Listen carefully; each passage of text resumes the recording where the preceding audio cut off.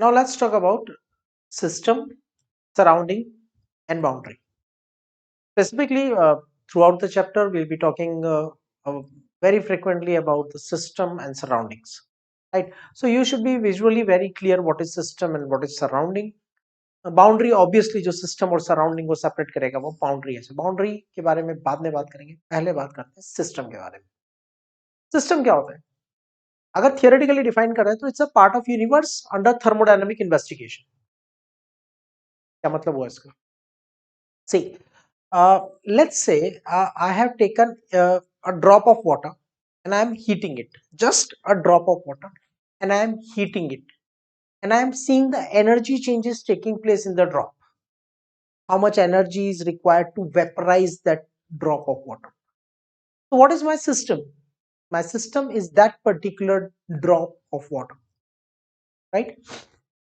Now what can be the size of the system? Can be anything, depends on your area of investigation, right? uh, let's say if you are taking some water in a big bucket and then you are heating it and finding the energy changes taking place in it, then your water inside that bucket is system. Here what people make mistake is they say the bucket is system. No, bucket is not the system. The water kept inside that bucket is the system, right? और even अगर हम global warming को study करें तो पूरा अर्थ हमारा एक thermodynamic system बन जाएगा. ठीक है, तो सिस्टम की साइज कुछ भी हो सकती है. हमारा जो पॉइंट है वो बहुत क्लियर होना चाहिए. सिस्टम का मतलब the part of universe where we are studying the energy change. थोड़ा इसको हमारे एक्सपेरिमेंटल लेवल पे लेके आते हैं और हम ये कहते हैं कि हमने एक रिएक्शन किया. हमने एक टेस्ट ट्यूब में we have taken a test tube, and in that particular test tube I have taken some amount of sodium carbonate, Na2CO3. Here some amount of sodium carbonate, Na2CO3 is taken, let's say 10 gram or 20 gram, and we add some hydrochloric acid into it. Dilute hydrochloric acid. And after mixing these two, the neutralization reaction takes place because this is basic and this is acidic. And after that reaction, some heat is evolved. By their reaction, how much heat will be evolved, right? So my system in this case will be the amount of HCl and the amount of sodium carbonate taken collectively, they are the system. This test tube is not the system. Understood? Now, the test tube is just a boundary because it is separating the system from surrounding. Now, what is surrounding? Surrounding का मतलब होता है system के immediate contact में जो बचा हुआ universe का पार्ट है. रेस्ट अगर मैं थियोरेटिकली डिफाइन कहूंगा तो मैं कहूंगा rest of the universe except system. System को छोड़ के बाकी यूनिवर्स जितना भी बचता है वो सराउंडिंग है. पर इसका मतलब ये नहीं है कि मैं लिटरली इस स्टेटमेंट को समझ लूंगा और मैं बोलूं कि ये सिस्टम है मेरे एक्सपेरिमेंट में और बाकी का पूरा यूनिवर्स सराउंडिंग है. It should be the immediate part of the universe which is in contact with the system, right? अभी मैं लैब में एक्सपेरिमेंट कर रहा हूं. लैब का temperature let's say 30 degree Celsius है और यहां से जो गैस इवॉल्व हो रही है मुझे उनके वॉल्यूम्स का कैलकुलेशन करना है, उनकी एनर्जी का कैलकुलेशन करना है. तो उनपे किसका इफेक्ट पड़ेगा? इस 30 डिग्री सेल्सियस टेम्परेचर का, राइट? इसमें यूएस में इस वक्त कितना टेम्परेचर है या किसी और सिटी में इस वक्त कितना टेम्परेचर है, इससे क्या फर्क पड़ने वाला है?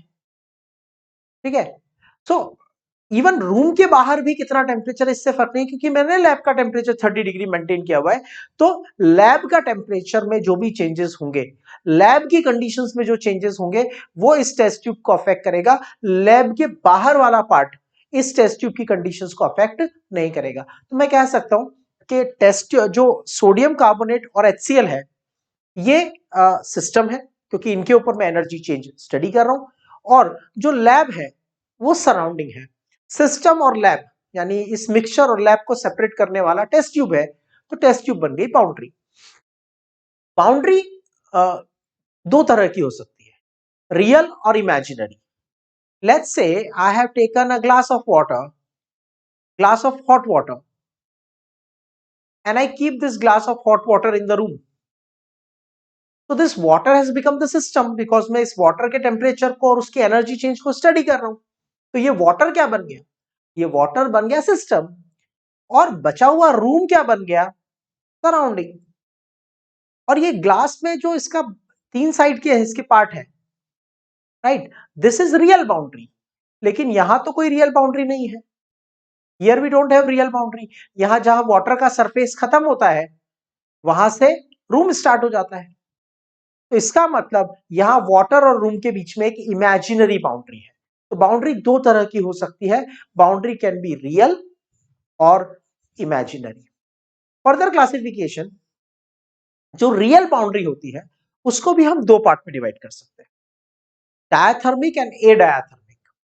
मतलब अगर वो थर्मली कंडक्टिंग बाउंड्री है तो उसको बोलेंगे डायथर्मिक। जैसे hot hot water capped in a glass, तो वो जो ग्लास की बाउंड्री है उससे हीट एक्सचेंज हो सकता है, तो वो एक डायथर्मिक बाउंड्री होगी, ठीक है। लेकिन अगर मैं चाय को या हॉट वाटर को थर्मस में रखता हूं तो थर्मस की बाहर की सरफेस हॉट नहीं होती, राइट, क्योंकि वो एनर्जी एक्सचेंज को अलाउ नहीं कर रहा है, तो वो हो गई ए डायथर्मिक। तो जहां पे आप थर्मोडायनेमिक्स अप्लाई कर रहे हो दैट इज कॉल्ड सिस्टम। जहां आप एनर्जी चेंज को स्टडी कर रहे हो दैट्स कॉल्ड सिस्टम। अगर आप 100 ml वाटर को हीट कर रहे हो तो वो 100 ml वाटर आपका सिस्टम है। अब उस सिस्टम के बाद बचा हुआ यूनिवर्स का पार्ट जो उसके इमीडिएट कांटेक्ट में है वो उसका सराउंडिंग बन गया, ठीक है। और जिस वैसल में आप उसको हीट कर रहे हो वो आपकी बाउंड्री बन गई। बाउंड्री रियल हो सकती है, इमेजिनरी हो सकती है। अगर रियल है तो वो थर्मल कंडक्टर मतलब डायथर्मिक, और थर्मली नॉन कंडक्टर मतलब ए डायथर्मिक हो सकती है। क्लियर? अब सराउंडिंग के कोई टाइप्स नहीं होते, सिस्टम को छोड़ के जो यूनिवर्स का पार्ट उसके इमीडिएट कांटेक्ट में है दैट्स सराउंडिंग। सिस्टम सराउंडिंग को सेपरेट करने वाली जो लाइन होती है, जो रियल हो सकती है, इमेजिनरी हो सकती है, the line which is separating system and surrounding is called boundary, which can be real or imaginary, diathermic or adiathermic. अब आता है सबसे इंपॉर्टेंट, टाइप्स ऑफ सिस्टम। सी मैं सेम रिएक्शन सोडियम कार्बोनेट इन हाइड्रोक्लोरिक एसिड मैं इन तीन टेस्ट ट्यूब्स में करता हूं। रिएक्शन है Na2CO3 solid plus 2 moles of hydrochloric acid give 2 moles of sodium chloride as an aqueous solution and 1 mole of water as liquid and 1 mole of carbon dioxide as gas. Clear? Understood? अब क्या होगा, जैसे ही carbon dioxide gas produce होगी it will start going out from the vessel, और साथ में इस reaction में हीट भी प्रोड्यूस होता है। The surface of the tube will become slightly hot, you can feel it from outside. Got it? तो इसका मतलब यहां पे जब फर्स्ट केस में मैंने इस रिएक्शन को किया तो क्या हुआ, जब मैं फर्स्ट केस में इस रिएक्शन को कर रहा हूं तो मास एक्सचेंज अलाउड है, कार्बन डाइऑक्साइड बाहर जा रही है, matter is going out. And if I want, I can add some more acid into it or some more carbon dioxide, more sodium carbonate into it. So I can add more reactant and gaseous products are also going out. मतलब mass exchange allowed है। और test tube की boundary में से होके heat बाहर आ रही है, और थोड़ा हीट यहां से भी बाहर जाएगा ऑब्वियसली, तो हीट इज गोइंग आउट, मतलब energy exchange is also allowed. This is called open system. Okay, और हमेशा याद रखना ओपन सिस्टम के अंदर प्रेशर कांस्टेंट रहता है, ये न्यूमेरिकल्स में काम आएगा। Process is carried out under open system, मतलब समझ जाओ, एग्जामिनर ने कहा नहीं है लेकिन प्रेशर कांस्टेंट है, ठीक है। ओपन वेसल में जितनी भी हम रिएक्शंस करेंगे केमिस्ट्री में, हमें ध्यान रखना है कि उनका प्रेशर कांस्टेंट है, ठीक है। So that's about the open system. इसके बाद बात करते हैं, हमने क्या किया, सभी रिएक्टेंट ऐड करके इमीडिएटली एक कॉर्क लगा दिया ऊपर।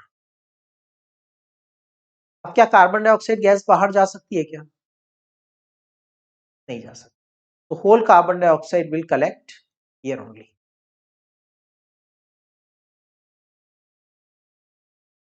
Can you add some more reactant into it?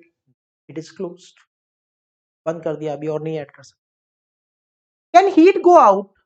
Yes, जो ग्लास की टेस्ट ट्यूब है उसमें से हीट बाहर जा सकती है, allowed. So this is called closed system, where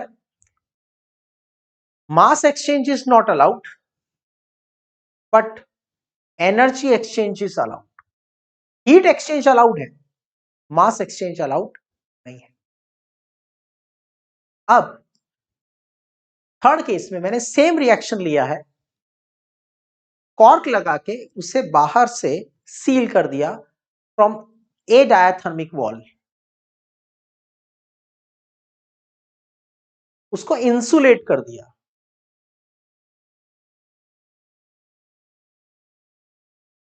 right. Thermocol की बहुत सारी पैकिंग लगा दी या बंद करके इस टेस्ट ट्यूब को थर्मस के अंदर रख दिया, something like that I have done here. तो can heat exchange take place? Heat exchange नहीं हो सकता। क्या यहां जो कार्बन डाइऑक्साइड बन रही है वो बाहर आ सकती है? नहीं आ सकती। इसका मतलब क्या हुआ? Mass exchange not allowed, energy exchange not allowed. This system is called as isolated system. In a closed system, volume always remain constant. तो जब भी मैं कोई क्वेश्चन सॉल्व करूंगा और मुझे कांस्टेंट्स देखने पड़ेंगे कि which factor, what are the factors which are being kept constant during the reaction. Open system में प्रेशर कांस्टेंट, क्लोज सिस्टम में volume constant, and then comes isolated system. This third type of system are called isolated. यहां कुछ भी exchange allowed नहीं। अब एक बात सोचो, अंदर हीट तो बनेगी क्योंकि इस रिएक्शन में हीट प्रोड्यूस होती है, और वो हीट कहां जाएगी? Can it go out? तो उस हीट को कौन एब्जॉर्ब कर लेगा? उसमें बने हुए जो प्रोडक्ट्स हैं, उसका वाटर सॉल्वेंट है, वो उस हीट को एब्जॉर्ब कर लेंगे। अगर वो हीट को एब्जॉर्ब कर लेंगे तो उनका टेम्परेचर बढ़ जाए। ओके, सो आइसोलेटेड सिस्टम में टेम्परेचर कभी कांस्टेंट रह नहीं सकता। In isolated system, temperature cannot remain constant because heat exchange is not allowed. हमेशा याद रखना, isolated system के लिए heat exchange जीरो होता है, सॉरी, heat exchange जीरो होता है, और टेम्परेचर चेंज कभी जीरो नहीं हो सकता। समझ में आ गया? और आइसोलेटेड सिस्टम के अंदर होने वाले प्रोसेसेस का नाम होता है एडियाबैटिक प्रोसेस। बाद में इस बारे में बात करेंगे, अभी सिर्फ याद रखो, आइसोलेटेड सिस्टम, अगर कोई एडियाबैटिक प्रोसेस करना है, for that you need a isolated system. Understood? बहुत बेसिक है। मास और एनर्जी दोनों के एक्सचेंज अलाउड है, ओपन। मास एक्सचेंज अलाउड नहीं है, एनर्जी एक्सचेंज अलाउड है, क्लोज्ड। दोनों के एक्सचेंज अलाउड नहीं है, isolated. For example, you just prepare T and keep it in a cup. When you keep hot tea in a cup, obviously it is losing some heat continuously, and along with that it is losing some vapors also. Water की vapours आपको cup में से बाहर जाती हुई दिखेंगी।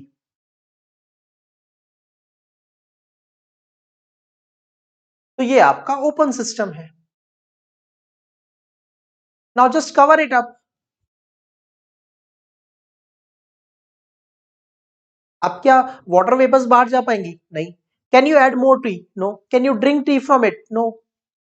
तो mass exchange allowed नहीं है. लेकिन कप की वॉल्स में से हीट तो बाहर जा सकती है ना. That's close system.